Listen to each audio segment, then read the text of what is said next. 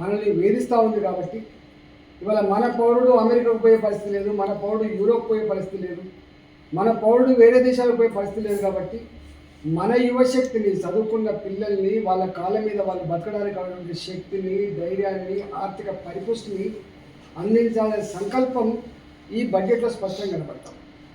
పోయినసారి బడ్జెట్లో కూడా స్పష్టంగా ఒక మార్గాన్ని ఇచ్చింది.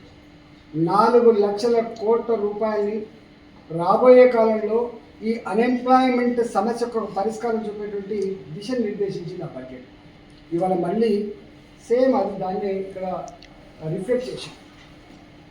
ప్రధానంగా ఇంతకుముందు మా విశ్వేశ్వర గారు చెప్పినట్టుగా యువశక్తికి ఇక్కడ ఉన్నటువంటి 6 కోట్ల మైనర్, అదేవిధంగా మీడియం ఇండస్ట్రీస్ ఏవైతే ఉన్నాయో 6 కోట్ల ఇండస్ట్రీస్లో ఎంప్లాయ్మెంట్ జనరేషనే ఎజెండాగా వాళ్లకు సెక్యూరిటీస్ లేకుండా లోన్లు ఇచ్చే దానికోసం కానీ, ఉన్న ఇండస్ట్రీస్ సిక్ ఇండస్ట్రీస్ అయితే వాళ్లకు అదనంగా ఆర్థిక పరిపుష్టి అందించడం కోసం కానీ, ఇవాళ వాళ్ళకి అనేక రకాల ఇన్సెంటివ్స్ ఇచ్చి ఆ ఇండస్ట్రీస్ని బతికించుకోవాలనేటువంటి సంకల్పం ఇలా కనపడతా ఉంటాం.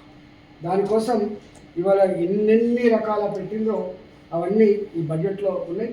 నిజంగా ఇది ఈ దేశంలో ఉన్నటువంటి యువకులకి, నిరుద్యోగ యువతకి ఇది ఒక వరంగా ఉంటుందని చెప్పి నేను భావిస్తాను. రెండవది, ఇంతకుముందు మా విశ్వేశ్వర చెప్పినట్టుగా వ్యవసాయం ఇవాళ ఇప్పటికి కూడా ఇంత అర్బనైజేషన్ అయినప్పటికీ కూడా కోట్లాది మంది ప్రజానికానికి అక్కడ తెచ్చుకొని అన్నం పెట్టగలిగే తల్లి భూతల్లి మాత్రమే అని చెప్పి కేంద్ర ప్రభుత్వం కూడా నమ్మింది. కాబట్టి మొట్టమొదటిసారిగా కిసాన్ సమ్మాన్ యోజనని అమలు చేసింది.